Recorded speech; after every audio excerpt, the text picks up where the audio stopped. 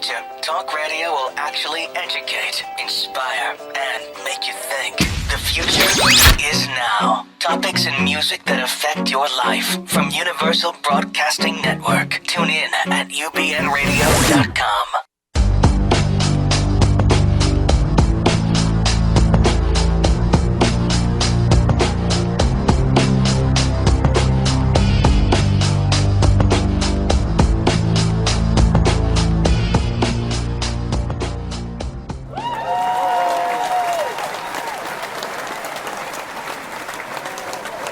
And greetings and salutations, everyone. You have tuned into Dr. Judy WTF right here in the heart of Hollywood on the Universal Broadcasting Network. We've got a crowd of folks here in studio today, and we're going to be talking about a little different topic, so I hope you guys can hear us well, because we're going to be talking about the hearing impaired. Our show's based on healing human disconnect, and we thought we'd talk about how one of the basic bases of communication is hearing, so we're going to throw that into the mix today. So we got some very, very special guests from Dr. Judy, who's, of course, always here. And I'm your host, Walt Lusk. This is a call-in show, so if you want to be on air and hear yourself, you can call at area code 323-843-2826. And later we will be shrinking that tune as we normally do. And it's kind of a germane song. It's a fun song. I figure if it's stuff that works for CSI, it's going to work for us. And you can pull us on Stitcher and iTunes in terms of the podcasts. And our show is growing, and we are one of the top 5 shows here at UBN, and we thank you so much for being an important and vital part of our show.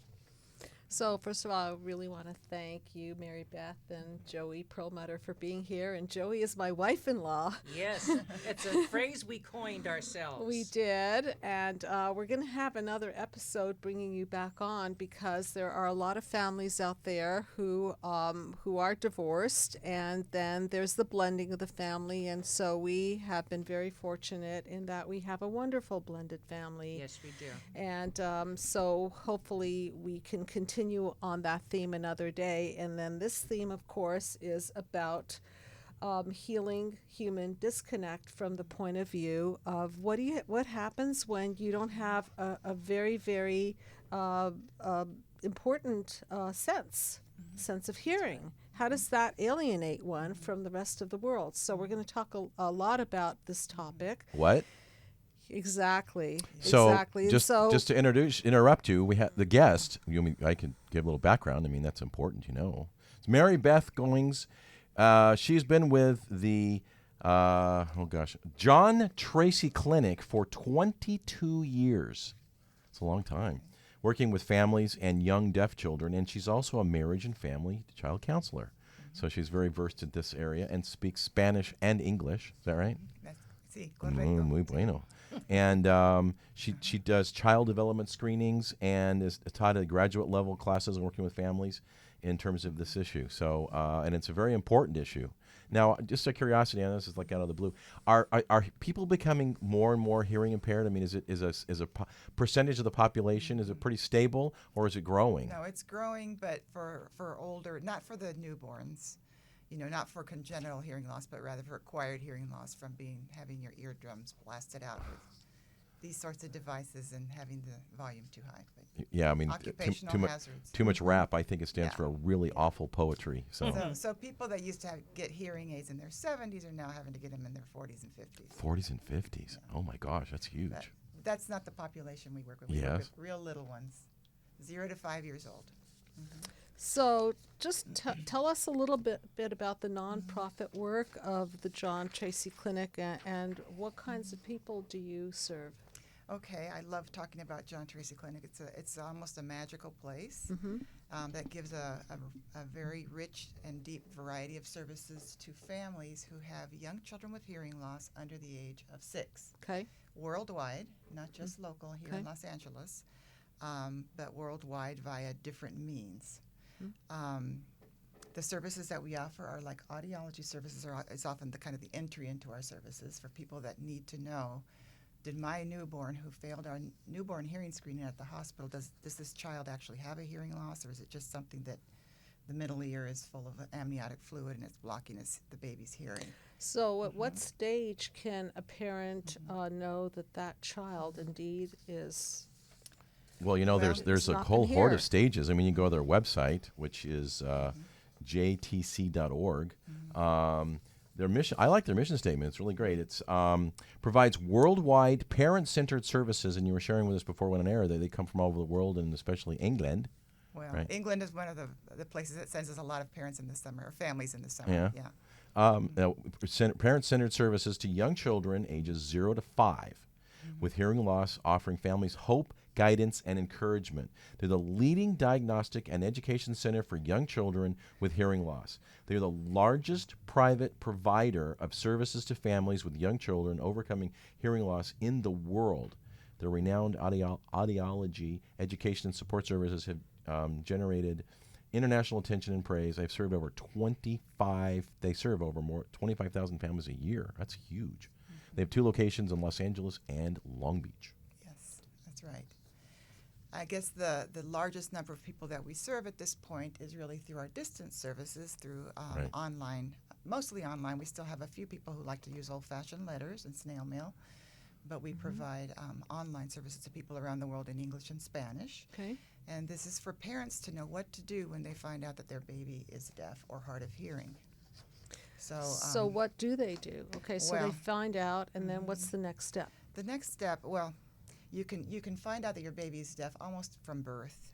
The baby is going to have their hearing screened here in this country and in most of the Western world, right at birth in the hospital. If the baby's born in a hospital, and if the baby, what we call fails the screening, in other words, doesn't pass that kind of brief, superficial screening, then they can come to us and get an in-depth hearing test starting at about 2 weeks of age. Okay. And then the baby can be fitted with listening devices if we find out that the child has a hearing loss right away. So it's not all or none. So No, there are no. various degrees of hearing loss, right. meaning that you can implement instruments that will pick up the vibrations and Yes. amplify the vibrations. Well, it's how do you sound itself. It's being yeah, amplified. how do you Okay. how do you hearing test to a baby? I mean, do they raise their Yeah. finger if they hear something? or- So the babies have to be asleep or sedated. You know. Okay. In our Oh, cases, they're oh, asleep. really? Oh, Yes. wow. They're asleep because newborns sleep most of the time. Yeah.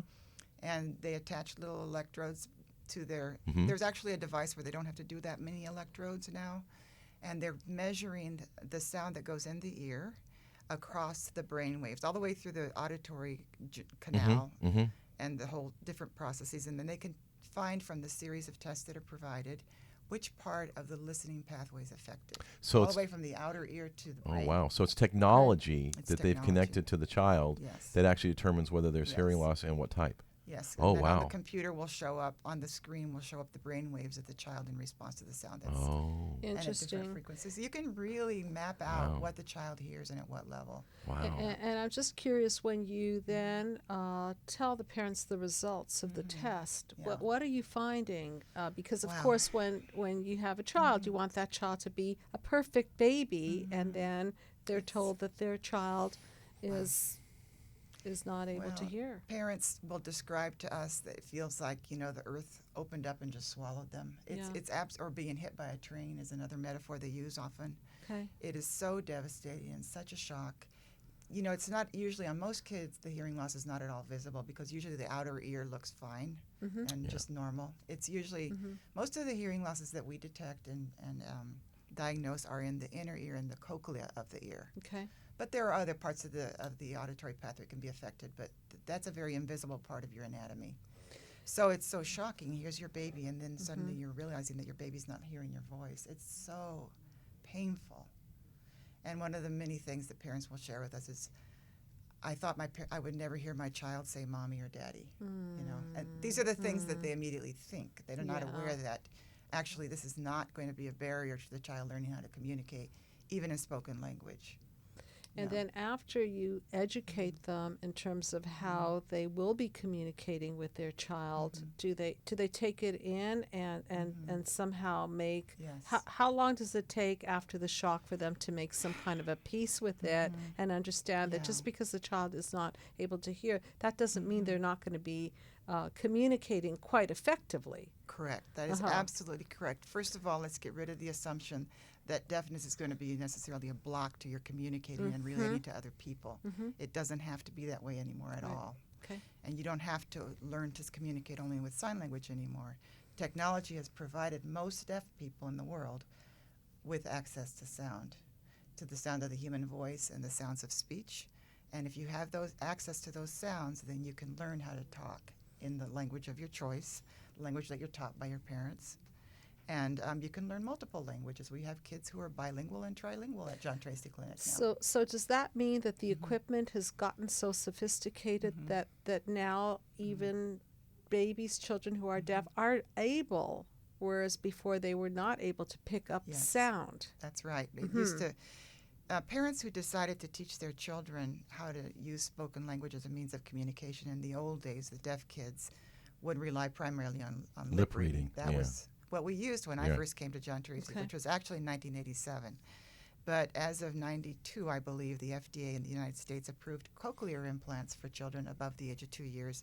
And now really there's no real true age limit. They say 12 months is the guideline, but some babies are being implanted at 8 and 9 months. Now, if that's implanted in a child that young, obviously they're going to grow. I know parts of the ear never changes. I mean, does it have to be a different one or a new one or a different size one or updated or whatever? Well, these devices are very sturdy. Most of them, they're developed to be really, really, they can be, inside your head where they're going to be wet all the time and still work for decades. So most of them don't have to be explanted and reimplanted with new devices. Often they'll last for decades. But they are a permanent fixture and they're part of your body, and the babies learn to think of their external devices as part of their own anatomy. And they begin to want them because their brain wants to hear. Their brain doesn't want to just be in a world of silence. But anyway, you were talking about the parents' reaction. Yes. Which is something that it has been so instructive to all of us who work at the clinic about what grief means to a parent who now discovers that their child can't hear, and how long it takes to sort of wrap your mind around it.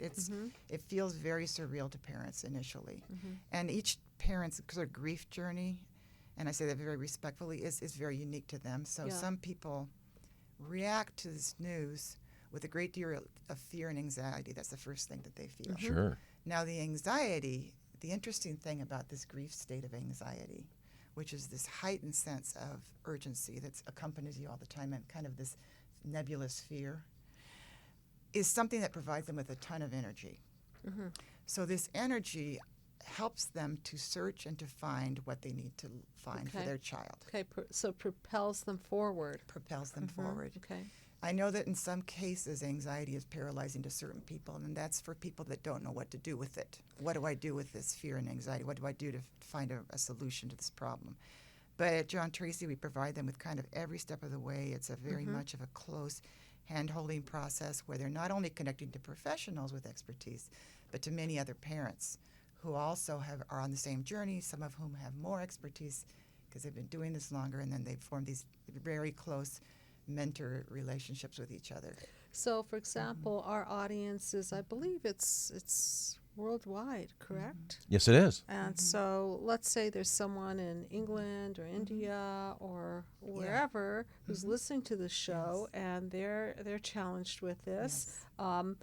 So is the central office here in Los Angeles, correct? That's right. Do you have satellite offices in any other parts of the world? We don't have satellite offices in other parts of the world, but parents have taken, and a few professionals, but mostly parents, have taken this model and have spread it out, and they're doing what we do other places in the world. Okay. There's a wonderful place in England called the Elizabeth Foundation, started by John Tracy Clinic alumni from the 60s or 70s that brought their daughter at that time. There's a wonderful place in Bogota, Colombia called Cinda, and it's started by actually a professional woman who is as closely as possible using our model of providing services which are parent-centered. Most places that provide services to young deaf children and any kids of any disability are really child-centered. Okay. So the expert takes the child from the parent's arms, takes them to therapy, does the therapy on the child, and then turns the child back to the parent when therapy's over. Okay. This is completely different. This is empowering and educating parents from the moment they find out what their role is going to be, because their role is absolutely central. And without their vital. involvement, it's not going to happen Absolutely. for the child. I mean, it's like, for example, in an airplane, if the pressure drops and you're sitting next to your child and you have an air mask in front of you, which one do you put on first? Yeah. Well, I like that metaphor because we actually use it Yeah, in a way. you put it on the parent first. The parent has to learn and has to save their own Yes, life before they can absolutely. save their child's life. Yes, indeed. Right. So that's one reason. The other reason is because the way that children learn communication is by talking to the people that they're attached to. Right, interaction and with listening. adults and Yes, such. that's Mhm. right. That's right. So this I know that you talk a lot about human connection and disconnection. Right. Is that right? Right. The beautiful thing that I observe at John Tracy, I know that the general mythology out there, the general model that people have for children with disabilities is that parent bonding is disrupted by finding out that your child has a disability. Right. In the case at John Tracy, the opposite actually happens. The parent is learning to enter the child's subjective world, to see the world through their baby's or toddler's Beautiful. eyes as closely as they can, and to give the child the language of their life, of their experiences, the five senses, the feelings, the thoughts, the cognitions, the discoveries that they're having, the people around them. The parent is narrating constantly for the child. So there's a definite more connection, if you will, and Yes. a better bond. Isn't that Yes. interesting Yeah. that through disconnection, there's connection, Yeah. and That's then right. comes community, which is more Yes. connection. Yes. And I talk a lot about attachment theory, which is the basis of human Yes. connection, disconnection. And Yes. John Bowlby, who I don't know if you're familiar with Yes, John very much, Bowlby, Yeah. and he talks about how to form a healthy human psyche, which Yes. is the breastfeeding and the eye contact and Right. the skin contact Right. and the Right. attunement and so That's on. right. And so just because a child is deaf, it doesn't mean they don't get all of those elements. No, So they're absolutely getting not. those elements, and Yes. then the language is different, so that still means that they're getting attuned to. Right. Correct? Right. Yes. And all Okay. this can still happen if the parent chooses to use sign language, Okay. as long as the parent is willing to take on the challenge of learning sign language fluently. And of course, you know sign language. Well, I don't know very much sign language because see. John Tracy Clinic uses an oral model of providing communication to children. Okay. So people make the choice to use our services because this is what they want for their child. They're in Uh-huh. no way obligated. They're all voluntary Okay. members and groups that come to us. But they're taking on a really difficult role because our requirements for parents are very high. Parents have to be there frequently with their child, learning alongside their baby all the time. Whatever the baby's learning, the parent is learning 10 times more. Right. So really the parent is our primary student instead of the child with hearing loss. That makes sense. But the child with hearing loss is the beneficiary of what the parent is learning. from Right, us. and it makes sense that if you're going to create this model and you're going to create this entire curriculum, if you will, Yes. that it's really important that you get the commitment of the parents, without Yes. which nothing happens. What, you mean you don't just have them drop the baby or the child off, fix Right. my child, and then they come back later? Wait I a minute. think That They go- happens they go- to they'll me in, go get a in latte? my office all the time. You know, I know it come fix does. my child, but wait a minute. You're part of the system, no? Yes? You think? Right. You think. Although I Right. do have to say, Walt, that is a very common model of therapy provision to young children. You drop the child off with a therapist. It's very common, and it's the most common one in the world, even for deafness. Well, I mean, it makes sense in a sense that, hey, the child has to interact with the world, but of course the world that they're going to be starting interacting in is a family, for goodness sakes. Yes, that's right. So it's really important that all the members that surround the child and their household learn how to do this special communication. And what happens is that for many families, the ones who are willing to embrace this is a very intense experience, the closeness just becomes amazing. And what about the siblings? What about the grandparents? Because certainly some people are going to be more motivated. The parents are going to be more motivated to Yes. get involved, and maybe the aunts, Right. uncles less so because they have their own life, and that's not their immediate concern. And grandparents and so on. What are you finding within the family structure? What's going on there, and how involved are the other members getting in this program? Well, you probably know a lot about sibling relationships, sibling bonding, and sibling rivalry because of your work, right? Right. So I have worked so much with siblings for like 27 years and have learned so much from them about different models or ways that children view their siblings. So you have children who are very, very gifted, emotionally gifted, and immediately want to nurture and care for the new baby in the family. And rather than feeling sort of threatened by the baby because the baby's absorbing parents' attention and energy, I want to be an additional caregiver to this child. Yeah. You know, I mean, there are just some kids who are attracted to them, like Right, honey, you know, to pollen. So, that's one style, and I have a whole list of kind of precautions to the parents that I give for that child, that kind of child. The other kids are more typical, and in a way, they worry me less. The ones who just feel the typical sibling rivalry that, you know, want to play with their new baby and want to interact, but at the same time are a little bit jealous because, you know, obviously mom has to pay more attention to this helpless infant Right. than she does to me. And then they'll complain now and then. Do you, you know, they'll check in with mom. Do you still love me? You only love my baby sister, you know. So they do the checking in, or they do the challenge, and you don't like me anymore. You just hate me, or whatever. You know, I'd rather they say that than to hold in and not even be aware. Absolutely, because as you know, as Mm-hmm. a therapist, when we hold our feelings in and we repress, it's one of the things we love to say on air is Don't implode, don't implode or explode, but unload. Oh, okay. And unload the right way. Correct. Right, and so Yes. that if they're expressing, then they're not going to become symptomatic. They won't walk over to their little baby sister or brother and pinch them, Well, or you know, I'm just being They still exaggerated might, now, but yeah. or do something kind of a little bit passive aggressive to Yeah.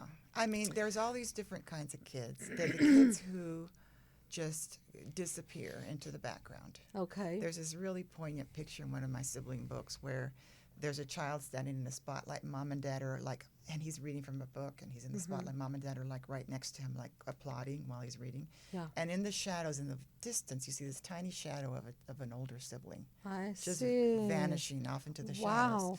So they're kids that go hang out in their room and be lonely the rest of their lives. Yes. Because they don't feel that they're worthy of claiming their parents' attention or claiming their parents' regard. They don't feel they're the kids also who, out of protectiveness towards their parents, and they see their parents grieving and very upset by this information that their child is deaf. And really, your life goes into a tailspin. It really does at first. Yeah. And there is absolutely no reason why the parents won't show on their faces or in their tones of voices that they're completely stressed out or grieving. But some children, out of protectiveness towards their parents, will never express their own needs. Their own needs will vanish out into the, you know, they'll never be aware of them. Sometimes they'll be aware of them, but they'll push them down. So Or they'll act them out in other ways. So I'm imagining this is part of the psychoeducation to the Yes, family, so that absolutely. when they come in and you realize that there are other children involved, you will let them know that typically this is what happens. There's a lot of centered attention Yes. on the identified patient, so to speak. Exactly. Right? And then the Yeah. other people get ignored. One of the things that I want to talk a little bit about is that this is very costly. Costly now. In terms of, I'm imagining Yes. that there's equipment involved, there Oh, are sure. there are therapists involved, and Yeah. this is a nonprofit agency, and I Yes. know Joey has been involved for years, as I know Joey, and fundraising. Yes. Can you first of all state your website, please, so that people can know about it? Absolutely. It's www.jtc.org. We are very reliant upon the philanthropy of the people who are not only touched by this, but who want to see a change in the way children are treated and grow and thrive. Yes. Who believe that communication, improved communication creates improved leaders. Yes. That we thrive and speak and listen and learn. And those, the parents who are the foundation of this deserve the support, because as Mary Beth is saying, all of this, we have master's trained teachers, we have sophisticated equipment, we keep up with the latest trends, we have international presence, we get very little to next to no state support. So, That's a shame. so everything that we do is really reliant upon individuals, foundations, to some degree corporations, and we look for those people who embrace our mission and want to help us. So as you're saying, yes, all of that is true. We have a budget. We don't get a discount just because we're not for profit when we buy a piece of equipment and when we feed our children and we pay our staff Yes. because we know what is important to us, and that is reflected in the way we treat the people we work with. Yes. And I know that sometimes people don't want to donate because they think $1 is too little or $5 is too little. But I'm imagining nothing is really too little We'll this. take everything, absolutely. Yes. What people are comfortable and able to give, and that starts at the dollar, as you mentioned, to foundations that are able to help us provide capital support so that we can build a new roof, so that if it leaks, we can have the infrastructure we need to Right. continue. And it is tax deductible. It's absolutely tax deductible because we are a not-for-profit. And general operating expenses is the way that if someone would say, this is my gift and I hope you will use it in the way that you deem best because you know what you need is manna from heaven for Now, us. Joey, I mentioned the dollar because there's power in numbers. I was going to say, if everybody You does a know, little, right. then JTC is going to get a lot. Absolutely, Sure. absolutely. Sure. And I'm just wondering, do you find that it's the people who have more empathy toward this cause, people who have experienced deafness in their families, are they the more likely givers, or do you find that you're touching other people as well? And Both, actually. Okay, This is interesting. a very niche market. If Okay. somebody's interested in another physical, if they have a physical ailment, whatever it might be, and that's where their interest is. So the people who support us have been touched by it. But foundations and organizations that want to make sure the John Tracy Clinic, for its 70 years, continues to thrive, will support us financially because that is part of their mission for children, education, disabilities, advancement, leadership, communication. All of those organizations that support those modalities are duty bound by their mission to make sure that we can thrive. And so we approach them as well. And those are different dollar amounts that can do different things. There is no gift that we would not gratefully accept. I would imagine not. And if you're just tuning in, folks, you're listening to Dr. Judy, WTF, which of course stands for What the Freud. And our byline here is Healing Human Disconnect. And we've got some representatives from the John Tracy Clinic, which has been around for over 70 years in dealing with children that are hearing impaired. I mean, I loved one very popular personality that lost their hearing. He said, I only lost my hearing, not my ability to communicate. Yes. That's really well said. Yes. And I'm also wondering, yes, it's a tight community, and yes, the parents are very involved, but now what about the rest of the world? Does that mean that these children are going to specific schools where other children are of like-mindedness, of like communication style? Those parents who have been able to immerse themselves in the educational process that's provided at the clinic and have become sort of experts on their child's hearing loss and on how to provide their children with the communication, the listening, language, and speech that they need, how to manage those listening devices so that they're working 100% of the time, because a child needs to be connected to their listening every waking hour. Every waking hour. Well, of course, because they're like big sponges. I mean, they're trying to Yes. absorb and get anything they can. And you really can't afford for your child to be offline. No. For part of the day. For emergency So purposes also. For many Right? reasons. Right. So the parents who have really embraced and taken it in and been able to process and learn this, their kids, almost all of them, become mainstreamed because they have Oh, the tools they interesting. need to be able to thrive in the hearing world and in the hearing classroom. They Okay. don't have to be in deaf and hard of hearing classrooms the rest of their lives. They join their hearing peers and become part of that world and be comfortable and do well academically. We have some amazing stars. Wow. We had a recent group of young people who went to, there was like this little class of John Tracy Clinic alumni, preschool wow. alum, Okay. who went to, let me see, I'm going to say Stanford, Berkeley, and one of the Ivy Leagues on the East Coast all at once. And they're on the debate team. And Yeah, they're Wow. physicians and they're They're psychologists. and unbelievable. Olympic level swimmers, Right. or pre-Olympic level swimmers. And It doesn't- they're able to form the words so that They correct, speak. so that the hearing Yes. population is Yeah. able to catch all the words. The reason, what's happened in the last few years with technology is that children who used to sound deaf, they had like a deaf accent. Yeah. now the kids that are coming through our system don't really have, you can't tell they're deaf unless you kind of like do a search for the listening device amongst their hair. Okay. And some of them, you can't, I almost feel like it's a handicap not for people to be aware of their deafness because they're not going to be making sure that they're able to hear and see you. I mean, it's hard for a deaf person, regardless of technology, to cope in a really noisy environment. I see, because they It's have hard enough to for tune me. in. Yeah, it's like Okay. a noisy restaurant bar. I party. don't like noisy bars, and I'm very Yeah. auditory. Heck, I'm on the radio. Yeah. I don't like it either. Yeah, this is where if they do have lip reading skills, they come in really handy in those situations. But even so, your eyes can't be everywhere at once, and your ears and your technology can't filter very effectively. So, Okay.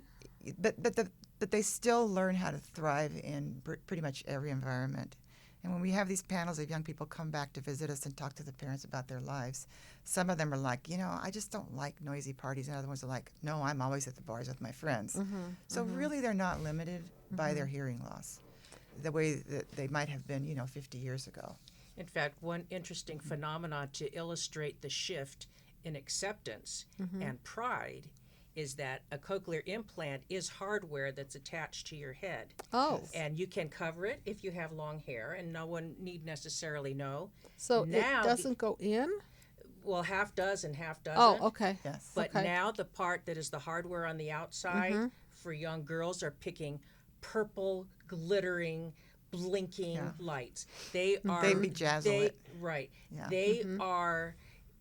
They are in their way insistent that you notice that that's what they have on them. And it's part of them. And it's part of them, and there's a certain pride and acceptance of walking through life, and bringing status. attention to the fact Interesting. that you are wearing a piece of hardware that 50 years ago, as you're saying, well, it didn't exist 50 years ago, but it was something that was covered, and now it's out there. Yeah. And that also illustrates a philosophical shift of people accepting that this is part of who they are, and it's brilliant the way it just So do a lot of guys it's- get neon green? Or?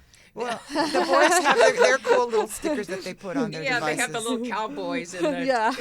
Well, all right there, zebra the stripe. baseball players. Yeah. Well, Or all their right there, zebra Pilgrim. stripes There or you go. whatever, Wow. They all have their cool little things that are their favorites that they like to attach to their external devices. Reach for the sky. So, as I'm listening to this, I'm thinking the parent gets this news. I'm sorry to tell you that your child is deaf. And now I'm listening to what really is this all about, which is, but wait a minute, these children get into Stanford, they get into Harvard, they become professors, they become doctors, they get mainstreamed into schools. So after the shock wears off, do the parents then start getting this education Well, of what's hope. possible? Well, And it's do called- they it's hope.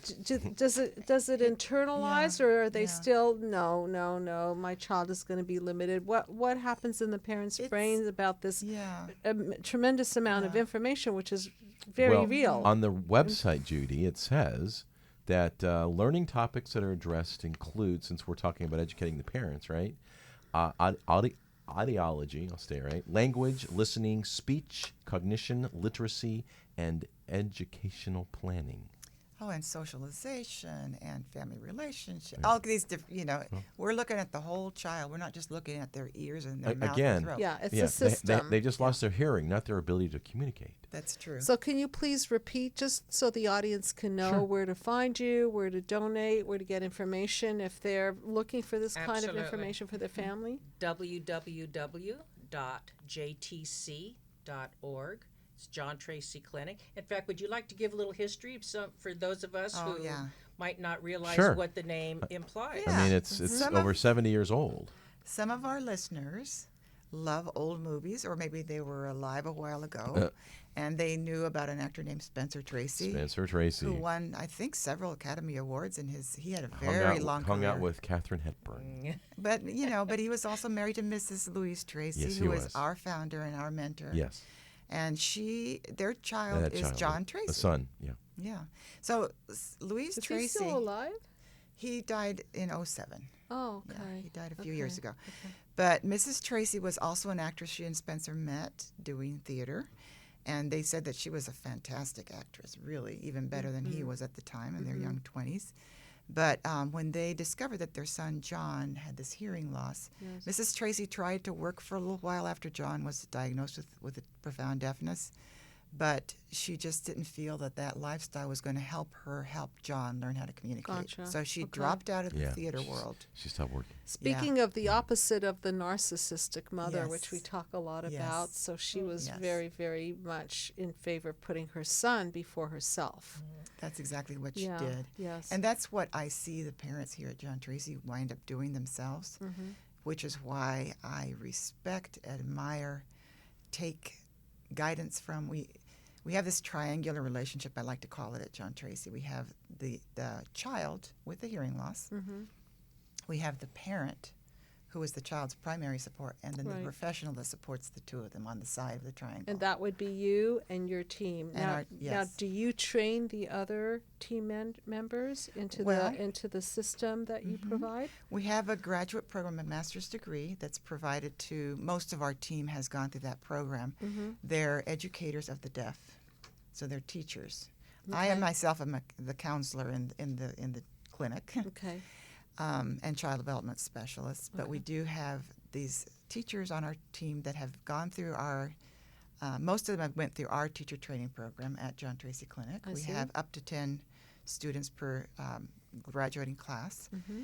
And my part of training the team is teaching them how to work under our philosophical guidelines of how to treat our clients who are the parents of these children with what we call ENUF, and that's an acronym with the letters ENUF. The E stands for empathy, the N stands for non-judgment, the U stands for unconditionality, and the F stands for feeling focus. What about fun? and it should be fun most of the time. When parents are under the great burden of grief, it doesn't seem fun at first. No, I But over understand time, that. it does become fun. No, I can just. But, Because the joy of seeing your child thrive and develop, it just is all the payment. they oh, make. absolutely. After they've It's- invested their blood, sweat, and tears and time yeah. into this child, watching the child develop and hearing the first words come and hearing the children listen to the sounds and knowing it's daddy's that's calling to him from over here and responding. Wow, that So must be it's beautiful. yeah. So what I have a question is that Yeah. how does one make the decision for what method to use? It's a learning process for the parent. It's a winnowing process. They have to take in what's available. So we teach them right away, right up front, of the different communication options available to them, right in the first few weeks that they start coming to us. So they know that they can try what we call the auditory oral or auditory verbal approaches of listening and your speech to communicate, and that's our expertise at John Tracy. They can try Auditory, oral? or Okay. auditory verbal. It's Okay. very similar, the two philosophies. Okay. Auditory verbal simply is a way of emphasizing the listening, the means of learning to speak through your listening primarily. Okay. That's interesting. Yeah. Which Or we all could use to learn. and then they can also go with sign language, which is a visual means of learning how to communicate by Okay. using mostly your hands and then some facial expressions. And a lot of the parents, prior to their children being old enough to get cochlear implants, because some of the kids will need implants and some will need hearing aids, and then there's that third category now, or there's another kind of there are various kinds of devices and technologies for people who have hearing loss, depending on where the hearing loss is located in the whole auditory pathway. Now, you guys have been doing this So- for 70 years, and obviously technology is, Huge. obviously changing. Do you see anything on the horizon? Well, right now we have I'm almost brand new. It's not 100% brand new because it's been out there for a little while. But now the FDA has approved the auditory brainstem implant Ooh-wee. for Wow. children. It was Okay. approved for adults before. Ooh-wee.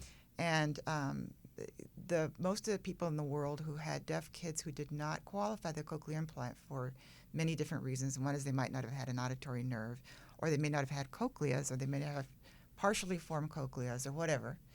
They needed a different device to get access to sound for their children. So it's a brainstem implant, And auditory how brainstem effective implant. is this? It doesn't give you as clear sound at this point in the technology. It's a pretty new technology as a cochlear implant gives you, but it gives you nice access to the sounds of speech and the sound of a human voice, and a basis on which you can use to develop your speech and language. And we do have 2 children right now in our program We've had other kids in the past. We've had, I think, a total of about 9 that have come through our program who have auditory brainstem implants. That's like one of the newest technologies out there. Considering there's probably 10 in the United States, we've had No, 9. more than that, but yeah. Just curious, what does an implant like that cost? Oh, that's an expensive one. I figured. Well, they were going mostly to Italy to have it done by Dr. Coletti in Verona, Italy, the land of Romeo and Juliet. That's where that hospital is and that doctor practices. But now they can get it done in the States. I don't even know. I don't know either. But, they're doing trials right now in the U.S., so the parents are not paying for these implants here in the U.S. They're doing it basically as a clinical trial. Right. The FDA has just recently approved this I see. procedure for trials. children. Uh-huh. So it's probably still undergoing. Everything is Well, going if to be it's picked FDA up by approved, the government. then I would imagine that health insurance might get involved Well, I to some think degree. I would hope. believe that at this point in time, most health insurances don't cover the cost. It's but because it's a it's trial. experimental. Well, if the FDA is approved, is it still under experimental? I believe that it's approved for the trials. Oh, for the trials. Now, I'm just curious, which method do they usually opt for? Do they opt for, you had mentioned a couple of choices that they have. They can In do terms the of verbal communication or option? Oh, and yes, then versus sign the language, What yes. do most people opt I for? think because 90% of deaf children or hard of hearing children are born to hearing parents and not to deaf parents, most of them do choose the oral method. They want the kids to be able to use their voices and their listening to communicate. Which makes sense because it's more of a connect because, right? Because if the parent is also deaf, then it Right. would give them that Yes. unless they're also involved Yeah. in Although- the technology and right. so on. There are Okay. many deaf parents who don't sign. They don't really know sign language. They're just going to teach their kid how to talk the way they were taught. So it just depends on the family. Well, one of the questions that I have is when I work with families that have, I don't know, would you, in some way, this is a special needs child. Yes, very much so. Okay, so when I work with families of special needs children, I oftentimes find that it puts a great big strain on the marriage. Oh, yeah, we can. And sometimes couples don't make it. I work with people who have various levels of special needs that they care for. And so what are you finding amongst the husband, the primary caregivers? I just want to first debunk a myth out there that says that 80% of marriages of children with special needs will break up. Okay. There's just no study that shows this at all out there in the That's world. an aggressive number. Dr. Robert Nassif, who's the father of a child with very severe pronounced autism, who's now a young man, just did this exhaustive study to figure out where this figure came from, and there really isn't one. We don't even know where this myth originated. So it's probably about the same as any marriage, about 50%. And what's interesting is that the thing that strains the marriage is this radical change that the couple and the family has to undergo in order to meet the needs of the special child. Okay. And so who's going to do what? What are the roles going to be for the mom, for the dad? Sure. Are we both going to be on board? What about our grief and our grieving styles? Is that going to divide us? Because often parents will not grieve in the same way at all. No, of course not. And then they'll judge each other for it, unfortunately.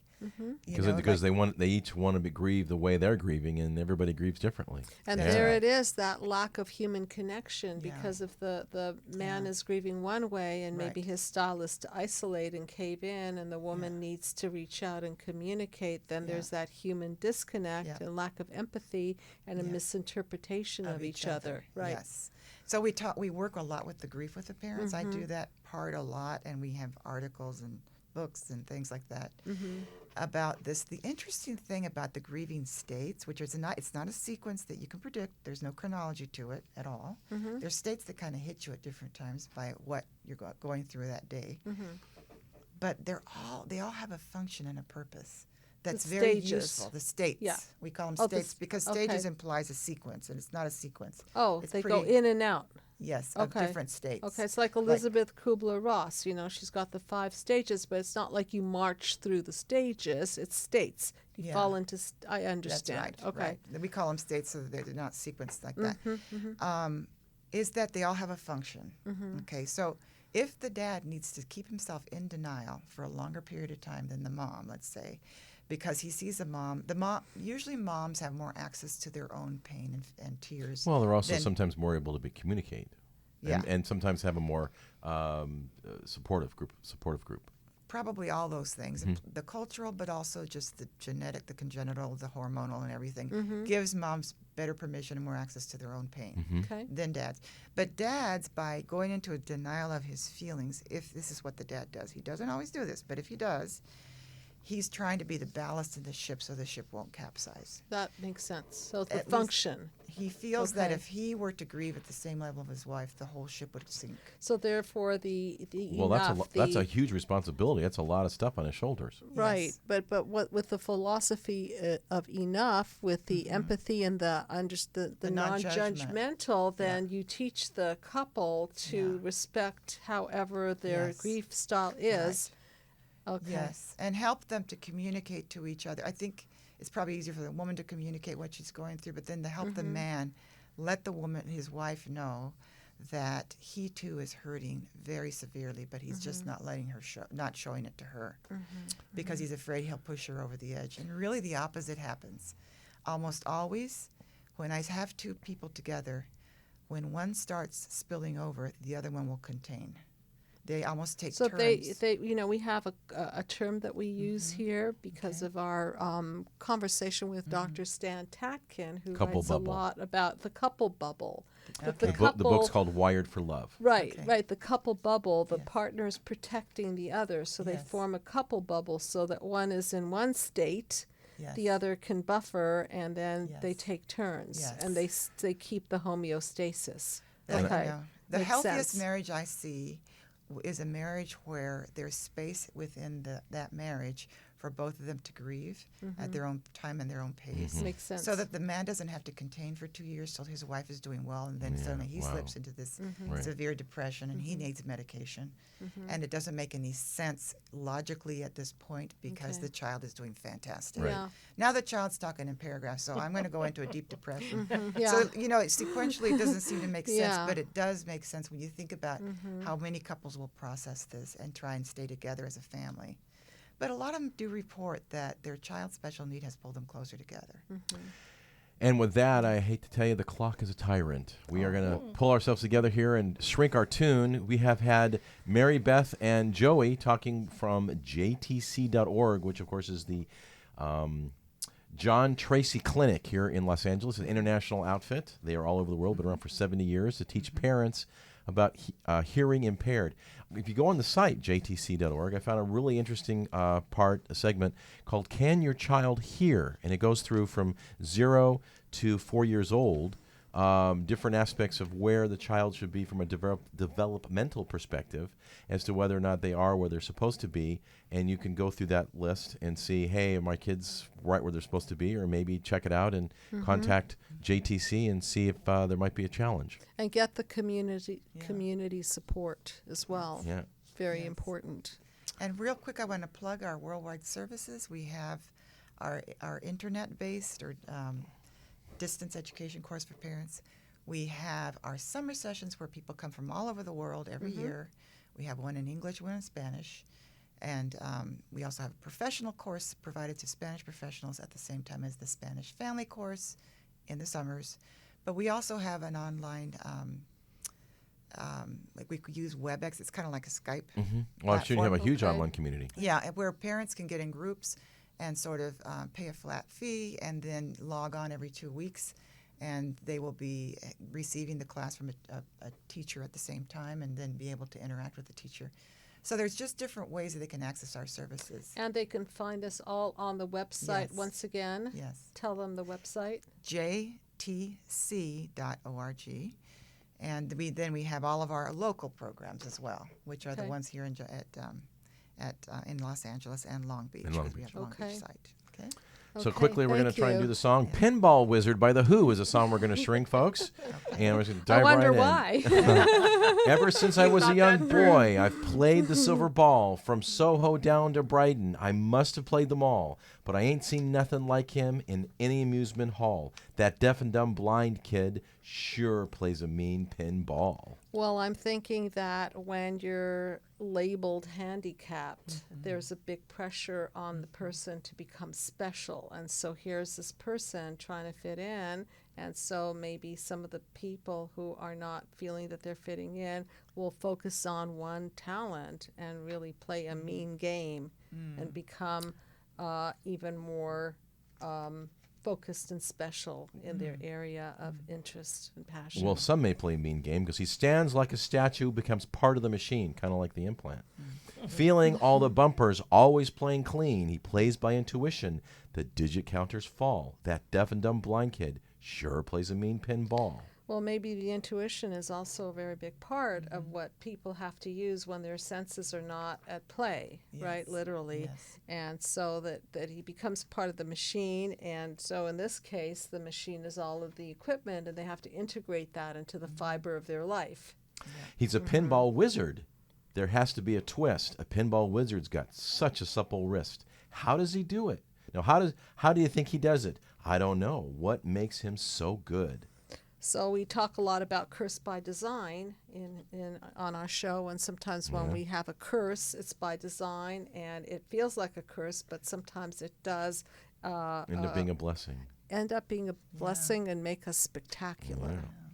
Ain't got no distractions, can't hear no buzzers and bells, don't see no lights a flashing, plays by sense of smell, always gets the replay, never seen him fall. That deaf and dumb blind kid sure plays a mean pinball.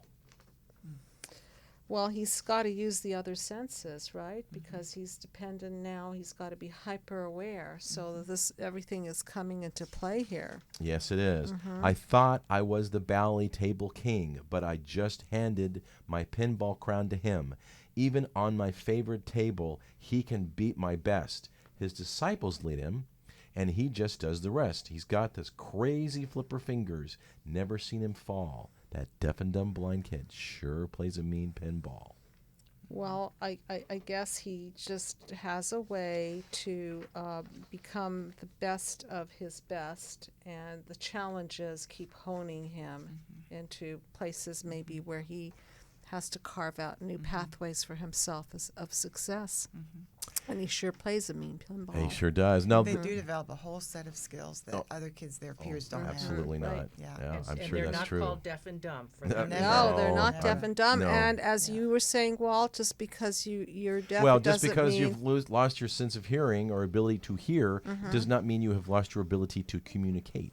Right. So I just want to say thank you so very much Yeah. for being here tonight, and for the audience listening. Healing human disconnect. What can we do to heal human disconnect is to understand that not everyone exactly plays pinball like we do. So it's important that we expand our ability to connect to other people via their communication pathways. So with that said, thank you so much. I wish you the best of success Thank and you very lots much. of funds coming your way. Thank you. And audience, any amount is not too little, and the website is there for you to explore. Absolutely. Yeah. You've been listening to Dr. Judy WTF here on the UBN Radio Network. You can pull us on Stitcher or iTunes. Next week, rumor has it, we are going to go back to our WTF, which is not What the Freud, but What the Film. We're going to be shrinking Whiplash, Academy Award-winning movie. Since last month, we did 50 Shades of Grey, which if you check that show out, I guarantee you will. You don't have to see the movie to get our perspective, and it was an amazing show. I enjoyed it a lot. So we have to do our homework. We have to watch the film. We gotta Walt. watch the Yeah, film. Yes, that's indeed. right. Darn. And if you want to write us, we're at info@DrJudyWTF. And if you have a question of a song to shrink or a show or want some information on anything, that's where you reach us. We are out of time. We got to scoot, so we're going to pinball out of here. Thanks, folks, for listening, and you. God bless. Thank you. Thank you. Oh, did I hit it?